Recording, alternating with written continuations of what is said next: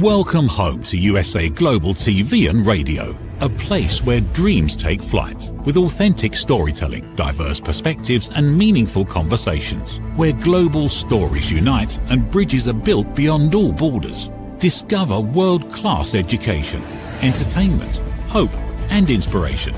Together, we're building bridges worldwide. Subscribe to our channel, USA Global TV. Download our app, USA Global TV. Be our guest or join our team. Visit usaglobaltv.com. Thanks to our founder and executive producer, Dr. Jacalyn Kerbeck. Music score by Yeffy Tang from Cloud Road Music. Voiceover artist Mike Porter. Creative direction by Paul Garcia. USA Global TV and Radio. Your home for global connection. All rights reserved. This video and its contents are the exclusive property of USA Global TV and Radio. Unauthorized use, duplication or redistribution in any form is strictly prohibited. How do you accommodate a significant loss in your life? How do you grieve? How do you mourn? These are things that literally all of us are going to face at some point in time. You lose a parent, you lose a best friend, you lose a child. And that mourning, that grieving, that bereavement, all those things are very, very difficult to address. I'm Red O'Loughlin. I'm the host today on the Wise Ones on the USA Global TV and Radio Network. And my guest today is Dr. Jerry Woodbridge. Dr. Jerry, please join me out here on stage. Hi, Red. Howdy. I forgot to do something. May I just take a very brief moment and do it right now? I hate to do this. If you're watching our show today on YouTube, please subscribe if you have not done so already. We have two channels, USA Global TV and Radio and Dr. Jacalyn Kerbeck. We appreciate you subscribing to both of those. Thank you, Dr. Jerry, for your understanding. I apologize for that. Should have taken care of that in the beginning. Okay, the subject of grief. I know in doing my research on you, there's a lot of things that happened to you that kind of got you in this direction. And I thought one of the more interesting ones was that you thought about doing it, or you wanted to do a TEDx talk. And yes. And why don't we start with that story? Because I find that to be fascinating. Okay, I wanted to do a TEDx speech on how ballroom dancing helped me move through grief. And I had gone to Connecticut and was backstage for one of their TEDx's, and just learning what the process looked like. And then the next day we had a meeting with a bunch of business women who also wanted to be on TEDx. And I am explaining what I want to do. Well, I'm 50 something at that time, and they're looking at me strange because I don't have like a product to sell. And so they they said, "What are you going to do? Are you going to dance on stage?" And I'm like, "No, that's not what I want to talk about." I had to form new social connections. Because your couple friends kind of fade away after you lose a spouse. So I needed to form some new social connections. And about 6 months afterwards, I was like stuck in my grief, and I was tired of it. So I kept driving by our Arthur Murray studio, and my daughter happened to be in the car with me at the time. And I said, "Hey, Julie, come in with me, as moral support." So I came in, and there was a welcoming gentleman. He's Egyptian. His name's Ahmed. And, he is an excellent salesperson. Let me tell you. So he saw two of us walk in, and he signed both of us up for ballroom dancing. And it really changed, gave me those new social connections. He was very welcoming. He would introduce, as everybody came in the door, it's kind of like Cheers.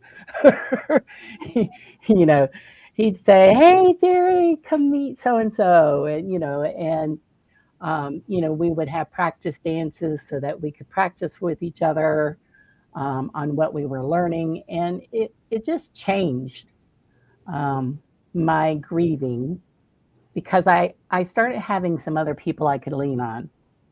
And he also got my daughter and I to participate in our first international ballroom dance competition in Verona, Italy, 6 months later. I learned very quickly I am a social dancer. My daughter is the competitive one.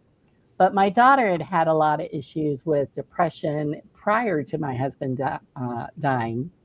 And so it was very good for her. And she later became a ballroom dance instructor for a while. It's interesting, somebody has a very long disease and they're there for years and years and they're lingering and they just continue, and they're going to pass on and they've had a full life. That's one thing that you're grieving, but when literally if somebody's killed in an automobile accident or something else, or have a very short illness, they have cancer and 6 months to live, there's that time issue. I think is a moderator of that grief, because I've too many of my friends have had both ends of the spectrum of a lingering thing that just takes forever and the somewhat abrupt, maybe a year, maybe less. But Right. what's your assessment of that time factor from when somebody is just part of your life and they're not? Well, my husband died suddenly.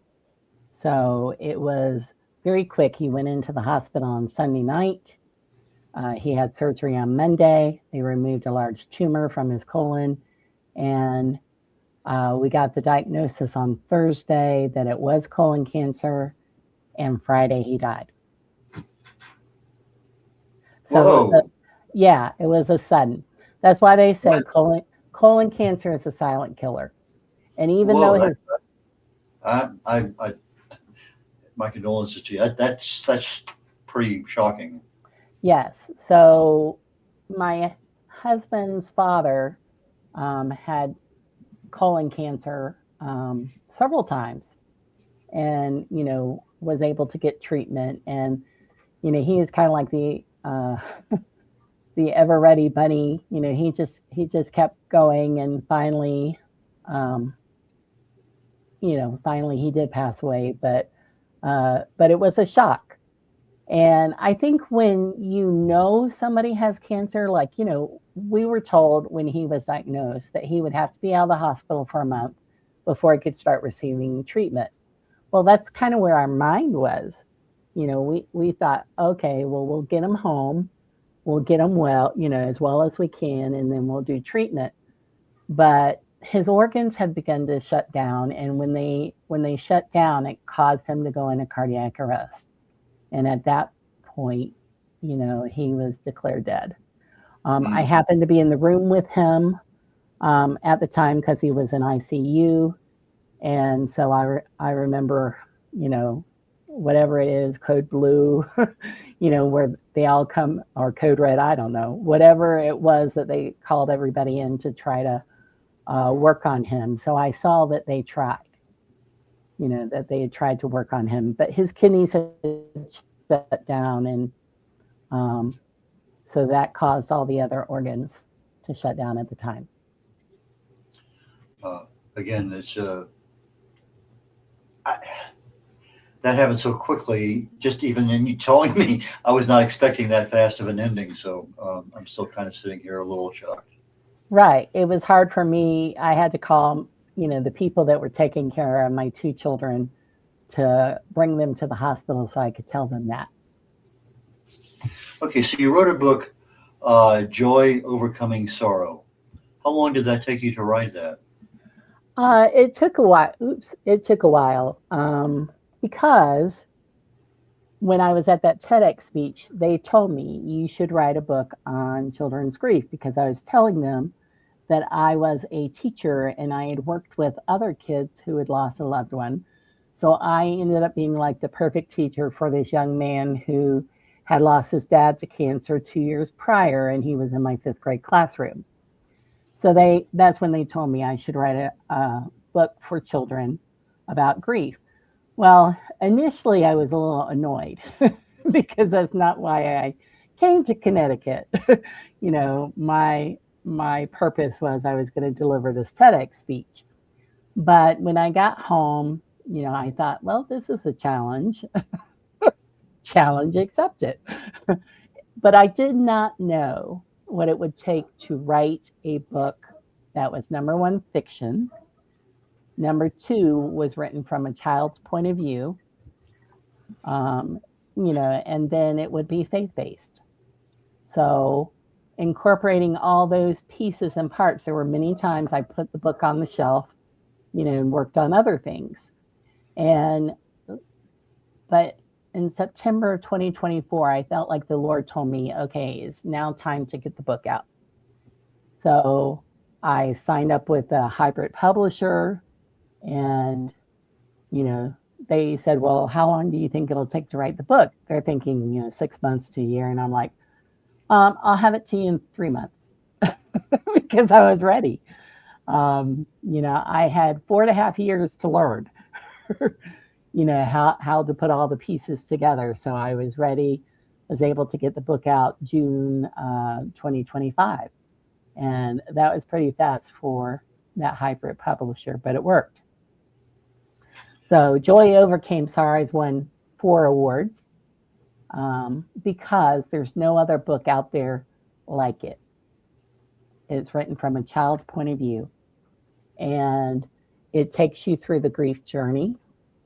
And, it also has some faith-based components, some scriptures and things like that. Okay, so I assume that a lot of that from the child's eyes was your personal experience with grief and friends that that you also commiserated with. Right. And I also had a daughter, and my daughter also journaled a lot, throughout her life. And even though I said, okay, Julie, let me have your journals, I, to look through, I really didn't use them. But I could see my own daughter. She was 16 at the time, so Joy is 10. But, even with the book launch team, people that were part of supporting me getting my book out there, they were adults who had lost their dad. And even though they had read the book before, it now had new meaning as an adult because there's still that little girl for the father that they lost. Now, you've been an educator for a while. I know that in some colleges they not demand, but I guess they encourage their professors to write books. Was that ever any part of your tenure?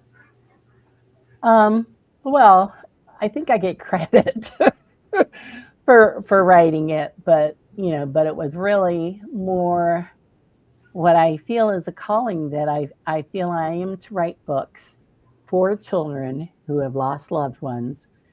And there's so many different ways that children lose loved ones. Mm-hmm. So, and because they don't have narratives to read out there, that's my goal. So this first book, Joy Overcame Sorrows, a 10-year-old little girl. The next book is about a 12-year-old boy named Camden, and he's a twin. And his twin, Cade, dies from a bicycle accident. A car hits him. And so, and then the third book I'm working on right now that I'm writing is about children who have lost a father due to military. It's like a military loss because he was exposed to chemicals, in his service. I know that one well, more than a few of mine. So it sounds like you have a series going here. That's you have the plan. plans for books 4, 5, 6, 7, and 8. Well, I know the Lord brings me the next topic as I get closer to finishing the first one. And a topic that seems, I don't know how I will write it yet. I mean, there's 2 particular avenues I could go after. One is the special needs child, who has to deal with loss. And the other is, a family member who's committed suicide. So, I don't know. I don't know how to write that one. I try to either research it or experience it or find someone else who has to share those stories with me so that it can be authentic.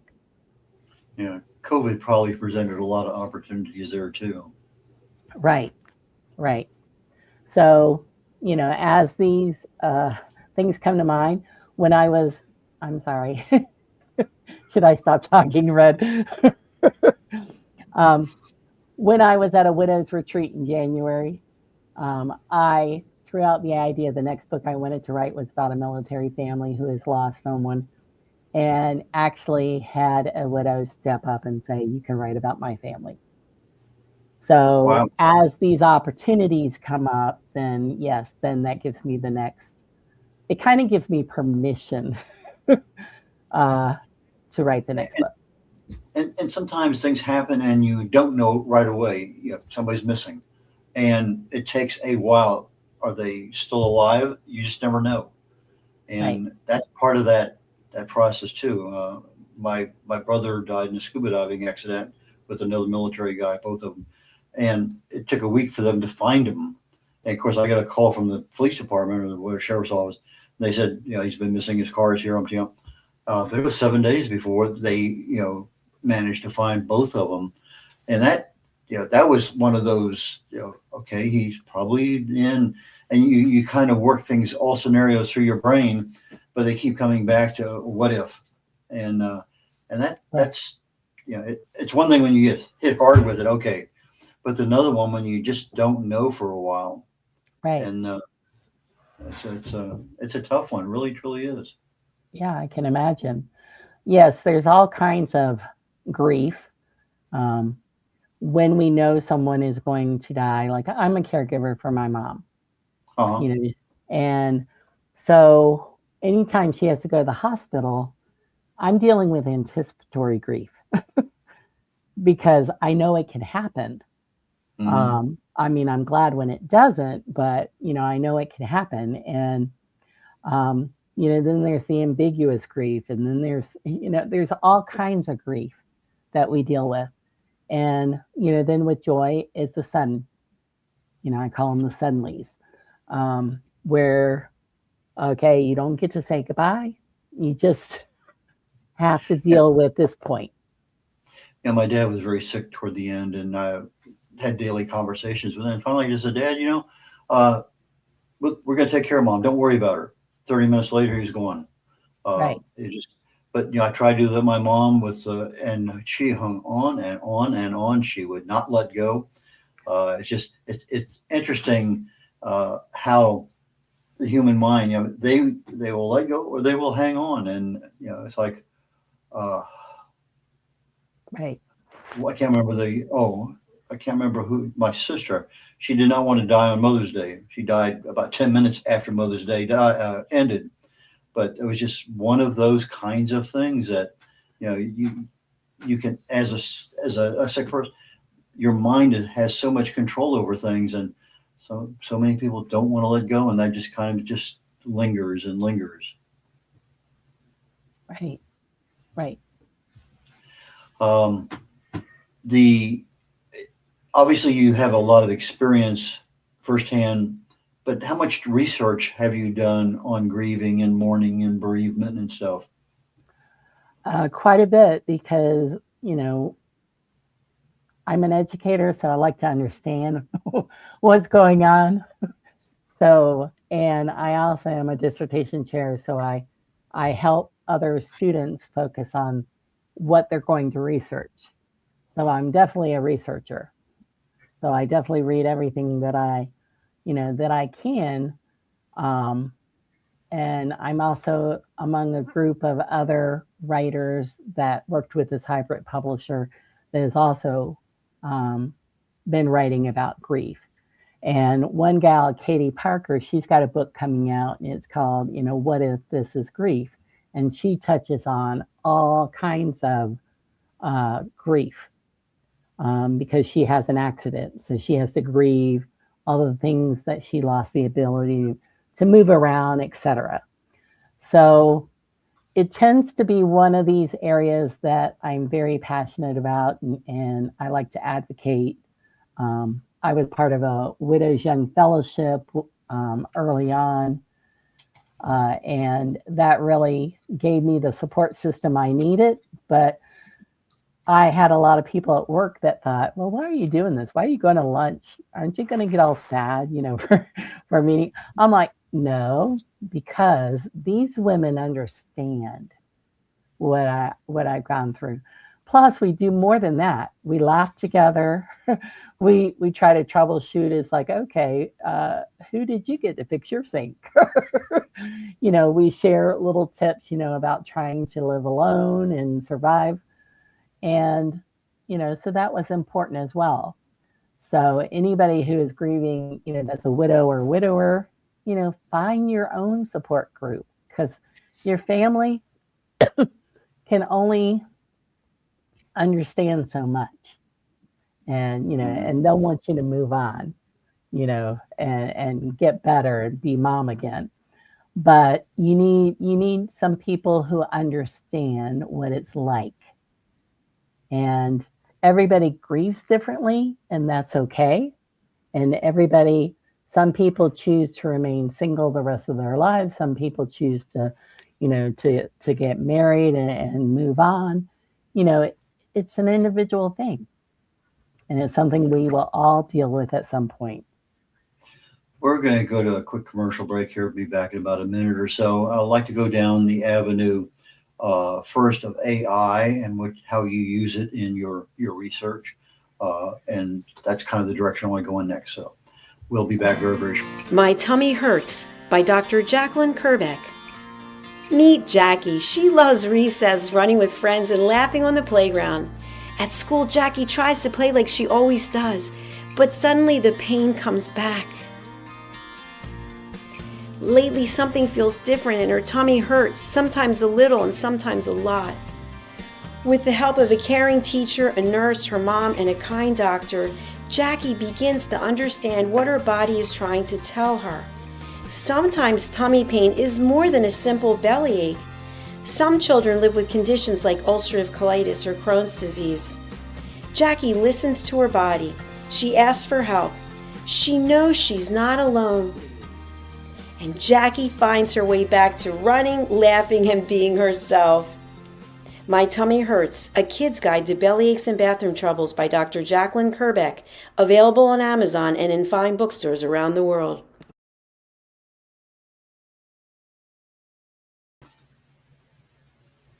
Howdy, y'all. Rattle Laughlin here. We're on the Wise Ones on the USA Global TV and Radio Network. And my guest today is Dr. Jerry Woodbridge. Sorry about that. Dr. Jerry, please join me back up here on stage.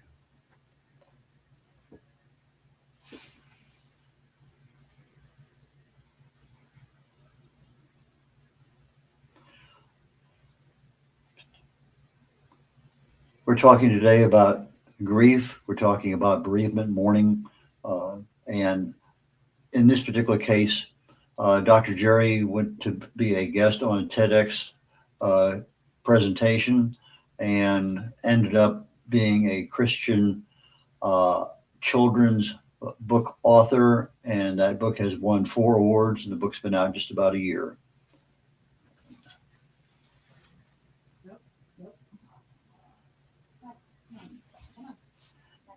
I'm sure we're going to be back here in just a minute. While I'm waiting here on one deal, I have a book coming out called Aging Sucks. And Aging Sucks is kind of comical in a way, but it's also, in reality, that's what it is. It just like grief and mourning and everything else, a lot of things just suck in our lives. But I look at it from a perspective of there's a tug of war going on in your body between the damage that occurs every single cell, every second of your life, and your body's ability to fix, to counter all of that damage that's occurring. So if your body's repair mechanisms are capable and they can handle it, then you're generally pretty healthy. But as damage accumulates and your body cannot repair itself, that's when you start going downhill, and it's noticeable. Changes in wrinkles in your face, your hair color, your ability, frailty, all sorts of things happen. And so that's what the book is about. It's talking about there's just not one cause of death. There's a whole bunch of them. They're all interrelated, but also so are some of the abilities to repair itself. Welcome back, Dr. Jerry. Thank you. Glad to be back. Okay, just before we left on break, we are going to talk just a little bit how you use AI in your research. Okay. I mainly use AI to help me with marketing. Okay, fantastic. Because, yeah, that's something that I was not gifted in in the beginning. I've learned a lot this year.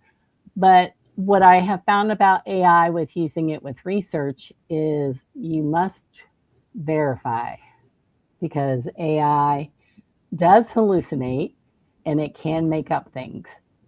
So when you use AI for research, you have to trust and verify.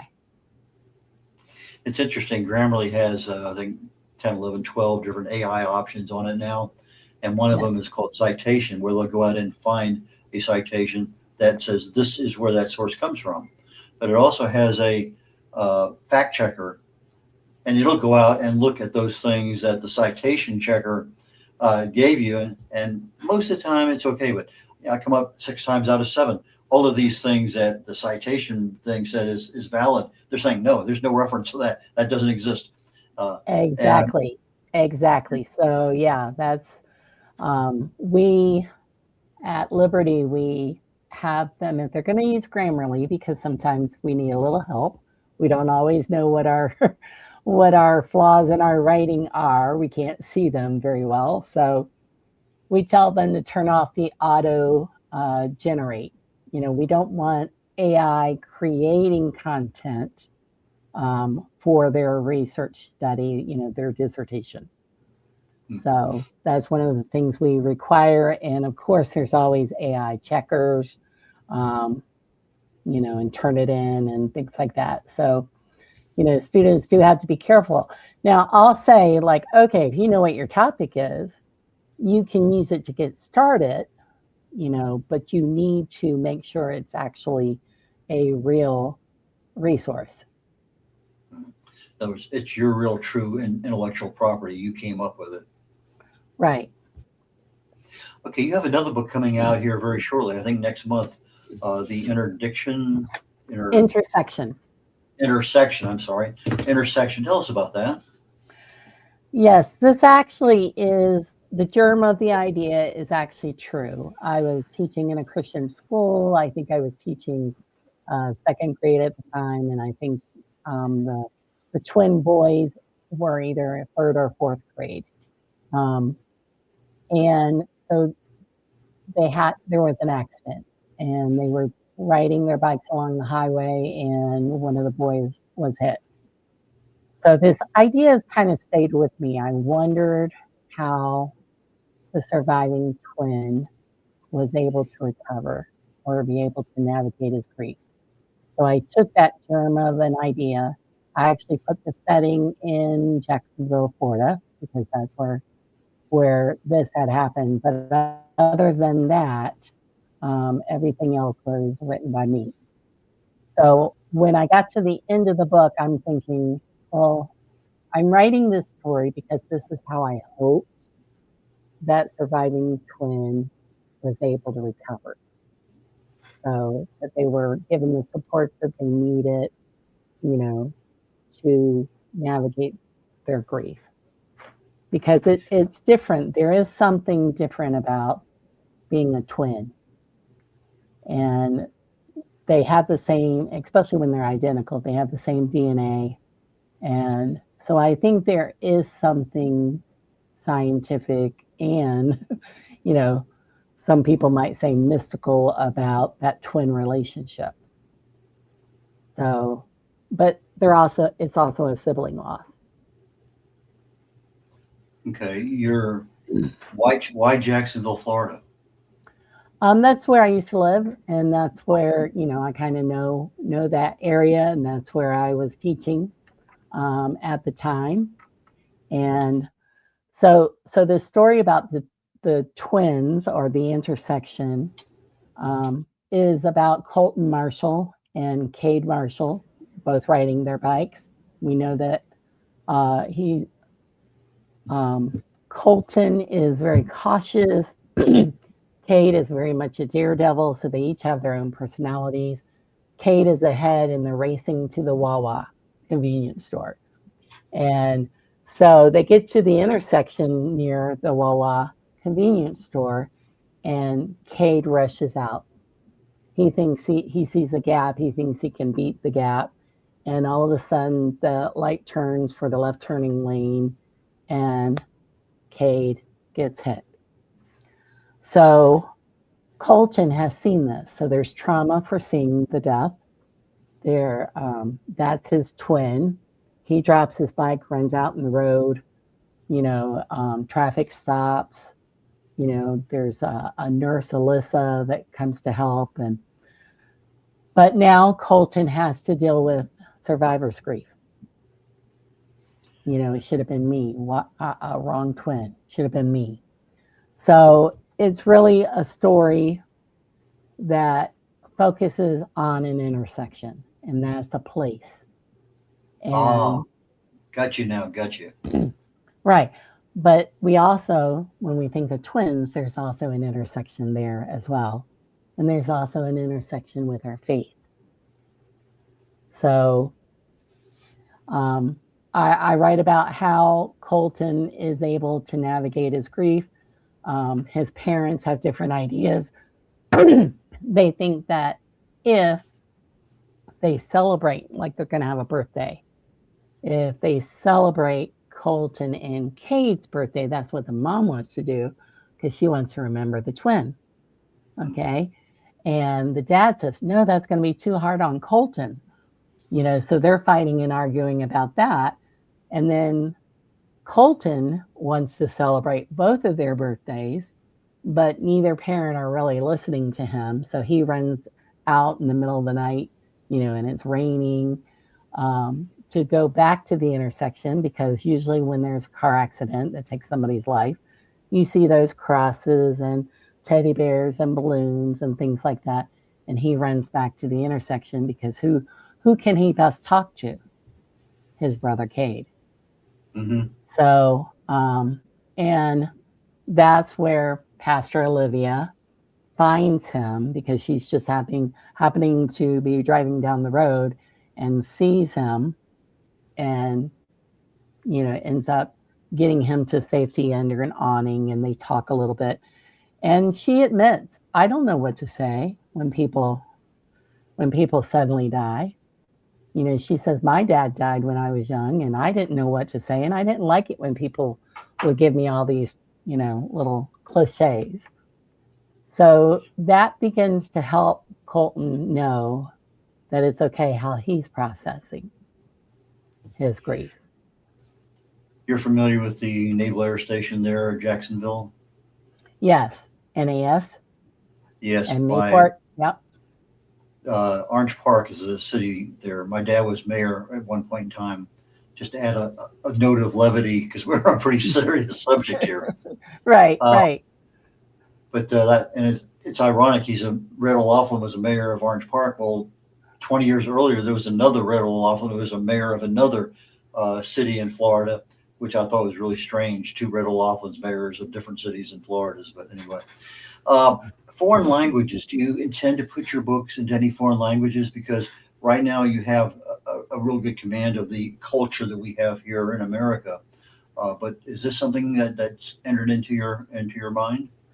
I would love to, because I think grief is universal, and I've been told by a lot of people who want to sell me products, obviously, but they want my books to go into the Asian market as well, because grief is not something that they seem to have a handle on to help children. But yes, I would love to. I have a little bit more control when I do the self-publishing myself. And so the intersection is going to be the first book that I'll have total control over, and I'll be able to do that. And hopefully in the future, we can get Joy Overcame Sorrow into a different language. I published my first book in German here about a week ago, so it's interesting. A little extra attention to time when you're, okay, I speak that much German, more Tourista German than anything else. But when you're trying to do something and you want to make sure it's perfect, because You got to go back and forth, back and forth, back and forth, and a lot of back and forth, but we got it done.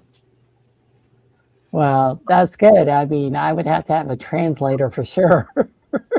Well, one place you might want to look in price is Fiverr.com, Fiverr.com. They just, if you want it in French, it's just a specific price per word. So depending on how many words you have, that might be a way of doing it. Of course, AI now is getting to the point that you could be doing this interview in French and nobody would ever know that you didn't speak French, because that's how good a lot of the AI is. So I think in the future, we're going to find some really easy things and probably inexpensive to do that with. Great. That sounds wonderful. The other thing I wanted to ask you, if I can remember here real quick. Oh, when you're grieving, obviously you have a lot in your brain. It's always there and it's negative, and you can see it in your face, your body language. One of the things that I use to myself to overcome some grief from, my parents' death and stuff is that, when that starts to come to a point, you can literally almost feel it run down your chest. Is that you can't have a positive and a negative thought in your brain at the same time. So what I do is, if you smile, you're forcing the muscles in your face to counter the muscles that are being told what to do by your brain. So it's actually almost like an intermittent switch. It stops what's going on. And yeah, it doesn't do it instantaneously, but if you do it, I'm sitting at a stoplight and you're thinking of something, and you start, okay. and it's, I found that a very good way of self-correcting a grieving problem, where you can adjust in a faster manner, because if you can associate the death, not so traumatic of a loss, but maybe neutralize it a bit, and then maybe put it a little bit onto the positive side for whatever that positive side might be, just passing that on for what it might be worth to you. No, that's wonderful, because what I hope my message is not so much, yes, we're dealing with grief because this is real and people are experiencing it. I'm just trying to give a pathway for students and other children, and also to develop empathy from other children, so that they can see the grief navigation. But the end goal is to be able to embrace joy. So one of the things, when I started really experiencing grief, it was like year 3, because there were all these new things that I was dealing with in year 1 and year 2. New job, new home, new, all of this. But I likened it to, at night, it was kind of like buzzing bees, that were floating around my head. And each one of these buzzing bees was a thought. So I started journaling a lot. So that way I could catch one of those buzzing bees, put it down on paper, write about it, come up with a solution, or, what I could do about it, so I just kept doing that until I got all the bees out. And then, then I went to scripture and I said, okay, Lord, one of the things I'm struggling with, because I got to choose to be a wife, I got to choose to be a mother. Now I'm a widow, and now I am a single parent. So this was an identity I didn't get to choose. So what do you think about who I am? Mm-hmm. And so then I could take my journal and go to the scriptures. And I found there's a lot of scriptures about, helping widows and children who are fatherless. Something that I think we can all do better in our society, as well as our churches. But I found that he's my protector. He's my provider. He will protect my boundaries. Dr. Jerry, we're down at the end of the show. How do people get in touch with you? How do they buy your books? They can go to drjerrylwoodbridge.com, and there's a tab that called books, and they can see my podcast, they can see my blogs. This is the new book coming up, The Intersection, and this movie trailer just got put up yesterday. And, so they could see a little bit about the intersection and what it's about.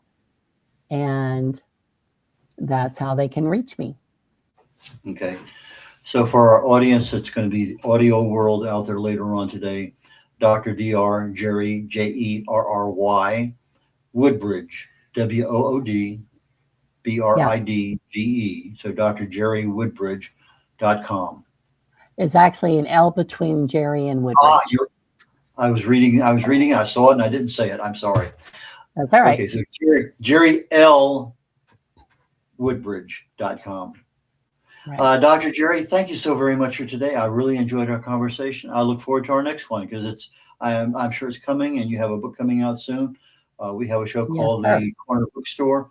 Love to have you become a guest on that. We can talk about how your books are doing and what your career is as an author. So I'm going to leave you with that thought, and you have just a fantastic day, and we'll catch you down the road. Thank you very much, Red. Take care. Okay. One last reminder, if you're watching our show today on YouTube, please subscribe if you have not already to USA Global TV and Radio and to Dr. Jacalyn Kerbeck. My next show starts in about 19 minutes. It's called Talking Heads, and I'm talking today about what does it look like to be healthy. And it's kind of an interesting topic. It's actually going to be a multiple series topic, and it's all based on aging sucks. So the framework of the book is going to be kind of laid out a little bit. I've been talking about it a bit anyway. So that is the primary focus of our conversation this afternoon. What does health look like? That is the end of my show today, and I bid you all adieu, and we will catch you next week. Take care. Bye now. Hey, you. Psst. Yes, you. Watching this right now. Are you creating content, a blog, a podcast, a newsletter, going live on Instagram or TikTok, and still not seeing real visibility or growth? Here's why. Anyone can post, anyone can go live, but not everyone is positioned to be taken seriously. Right now, people are going to YouTube to search for experts, for answers, for credibility. So while you're putting in the work, someone else is being seen as the authority. Not because they know more, because they're positioned better. Now imagine this. Your own professionally produced TV show, marketed, distributed, optimized with SEO so people can actually find you. Not just seen, but searchable, discoverable, positioned. You're trained, you're coached, you're guided. No experience necessary, but you do have to be coachable, because this is about stepping into a higher level. This isn't about doing more, it's about doing it right. We've already built the platform, 2 YouTube channels, a global audience, a Silver Creator Award. So the question is, how much longer are you going to rely on temporary visibility when you could be building real authority? If you're ready to be seen differently, go to usaglobaltv.com and apply to host your own show. This is for individuals who are serious about investing in their visibility, their credibility, and their growth. If that's you, we're ready. USA Global TV and Radio, where your voice becomes your platform. Executive producer, Dr. Jacalyn Kerbeck. Videographer, Paul Garcia. Voiceover, Ed Vargas. All rights reserved. This production is the exclusive property of the USA Global TV and Radio and may not be reproduced, distributed, or used without written permission. Every great story begins with a vision. At USA Global TV and Radio for years, we've been providing world-class education, entertainment, inspiration, imagination, connections, and hope. Most people don't stay to watch the outro or the credits, but it's the people behind every success, behind every breakthrough, and behind every unforgettable story who matter. The TV show hosts, our guests, our sponsors, our publicists, our production team, our distribution team, our search engine optimization team, and so many more. You're the ones who make the difference. Every great story belongs to the people who bring it to life. Our future looks bright at USA Global TV and Radio. And that's because of you, our loyal fan base, all around the world, in more than 60 countries. Together, we're making a difference because you matter. USA Global TV and Radio, live streaming to over 60 countries. Voiceover, Dr. Jacalyn Kerbeck. Video production and direction, Paul Garcia. Subscribe to our channel, USA Global TV and Radio on YouTube. Thank you, viewers and listeners of USA Global TV and Radio, for joining us today. We're honoured to have your time and attention as part of our global community. At USA Global TV and Radio, we believe in the power of authentic conversations, meaningful connections, and creating a world of possibilities together. Want to be part of something bigger? Join our team of elevated listeners at usaglobaltv.com, a space where your voice matters and your ability to listen transforms relationships. Stay connected with us across all our platforms for thought-provoking discussions, expert insights, and empowering stories. Subscribe to our channels at youtube.com/c/USA Global TV. Follow us on social media and explore the endless opportunities we're creating for growth, learning, and inspiration. Together, we're not just broadcasting, we're building bridges and changing lives one conversation at a time. For inquiries, contact us at info@usaglobaltv.com. Produced by Executive Producer and Director Dr. Jacalyn Kerbeck. Voiceover by Mike Porter. Creative direction by Paul Garcia. All rights reserved. Visit usaglobaltv.com to view our full terms and conditions.